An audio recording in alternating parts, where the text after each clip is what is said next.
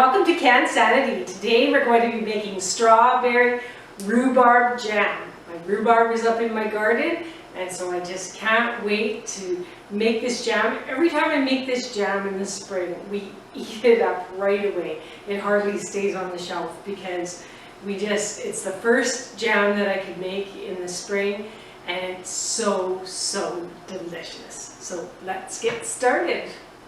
Okay, so here's the rhubarb that I picked fresh out of my garden. So if you're growing rhubarb, you should know that the leaves are toxic, so you don't eat the leaves, cut that off. But the stem is what you want to use. So I've already chopped up my rhubarb and have it ready to use in this preserve. So I'll just pan in close so you can see how you should chop the rhubarb. Okay, so I like to pick the stalks when they're about 1 inch thick in width here, and if they're thinner than that, I'd rather leave that on the plant and let it just stay on the plant. So pick the thicker stalks.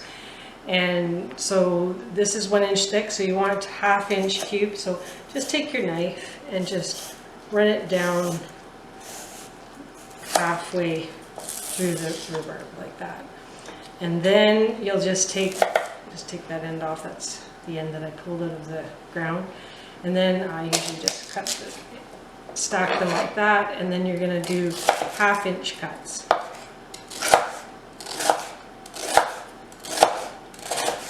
So you probably saw that I had on the board bean. This is a vanilla bean. So you could use this or not. It just adds a nice little extra flavor to the jam.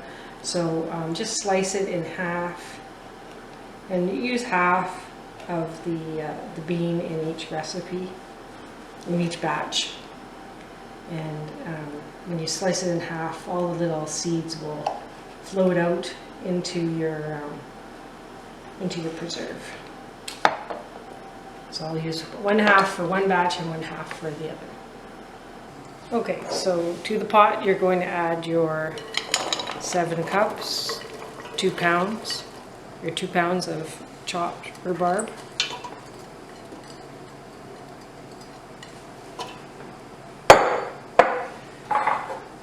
One pound of strawberries, or 3 cups if you measure it that way.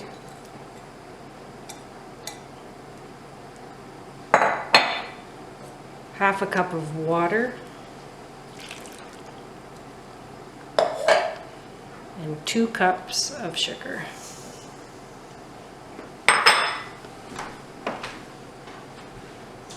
And then you're going to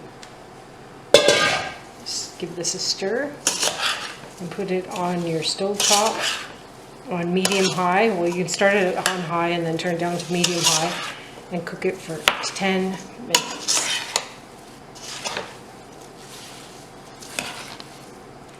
Okay, so now you're going to strain off the liquid, because you're going to put the liquid back in the pot and then reduce it further.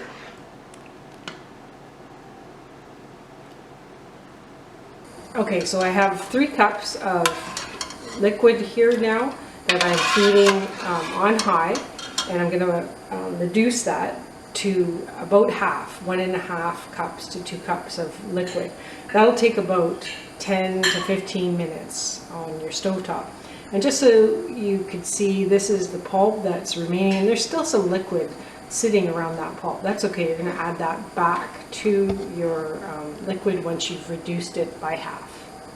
Okay, so while the liquid is reducing, I'm going to just juice some lemons. I have this beautiful juicer here, and so I need to add 1/4 cup of lemon juice to that preserve. So I'm doing 2 batches, so depending on how big your lemons are, you will get more juice out of some bigger lemons. It looks like I'm only going to actually have to juice 2 lemons here to get 1/2 cup. And now if my lemons are a bit soft, if your lemons are hard, you can microwave them for 10 seconds and then just roll them, and then that just softens it, and so that when you go to juice your lemons you'll get more juice. But my lemons are soft, so it's not necessary.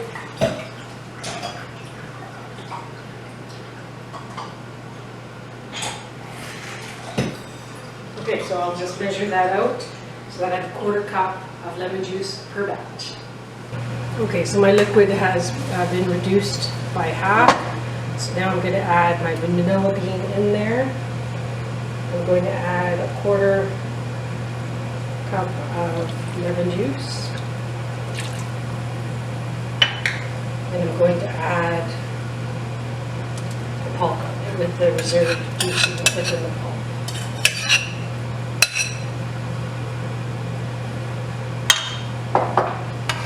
Now I'm going to cook this for about 20 minutes. Okay, so you can take out your vanilla bean when the jam is set, ready to go to be filled, ready to fill your jars. And then what you want to do is you want to skim off some of the foam.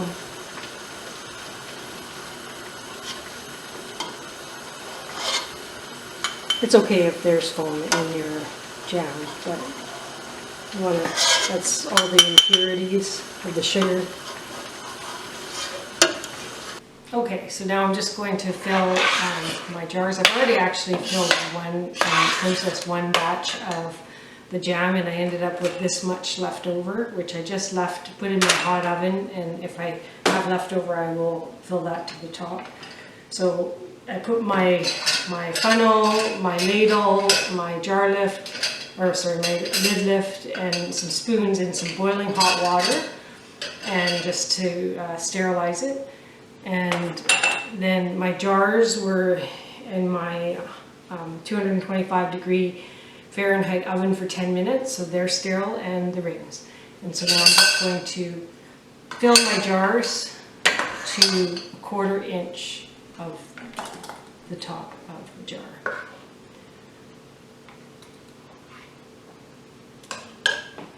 I'll just start with that, and then I'll move them out. Gotta take the bean out, because it's really important to get the headspace correct, because that, if you don't get the headspace correct, then your lids might not seal. So just stir, and I can see that that from experience is a 1/4 inch. If you don't know what 1/4 inch is, make sure you get your ruler out and measure.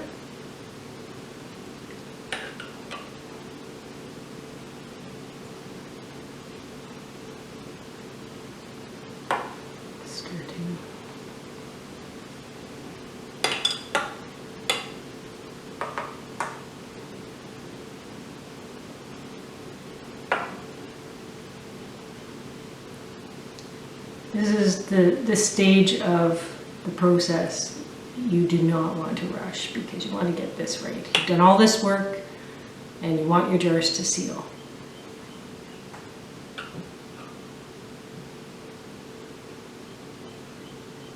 Now, even if you are super careful, your jars still might not seal. And if that is the case, you can, I'm doing 2 batches here, and I know one of my jars didn't seal in my last batch, and I know I have room in my canning pot for one more, so I'm going to take that. You can see that didn't seal, so I'm going to pop that off, give it a stir, and I'm going to try to reprocess it. Now when I look at it, it looks like it has the right headspace, like it might have been the ring. So I'll just take a little bit off, but it looks like it had the right headspace, so it just might have been the ring. A little bit more on this one. Okay, so I'll end up having this left over that will go in the fridge. Now you have to wipe the rims of your jars, because if there's any jam on that rim, that could prevent your seal. So I just dipped some paper towel in boiling hot water and run it along the rim. And then after you do that, if you see that you need to add a little bit more because it's settled a bit and you see that it's not quite a 1/4 inch, then by all means add the extra bit. And again, want all these beautiful jars of jam to seal. So I'll just give it another check, and I think I can add a little bit more over here and this one here. And that all looks good. Now I have my boiling water. And I have my 6 lids that I'm going to pop in just to soften the seal. And you really only need to leave that in there for a minute. And certainly no longer than 5 minutes. You're softening the seal along the lid. And so 30 seconds to a minute is enough time. Let's use the lid lift.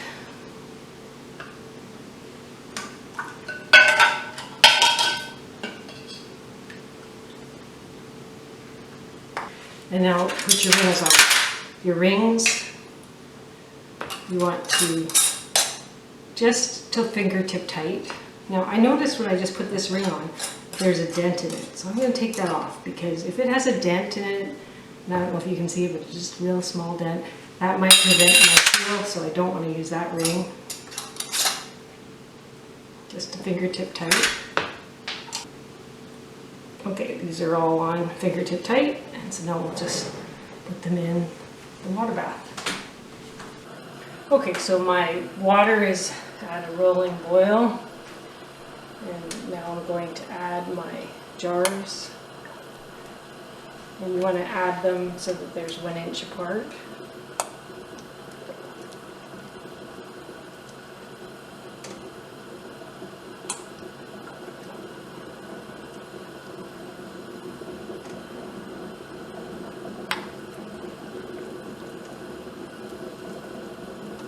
And you're going to process them in this water bath, boiling water bath, for 5 minutes.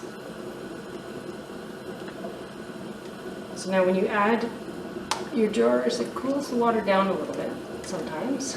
Depends on how hot the water is. And so you have to make sure that it returns to a full boil before you start your timer. Okay, so they have boiled in the water for 5 minutes, and now we'll just take them out. So just lift them straight up. Don't worry about the water on the top, that will just evaporate.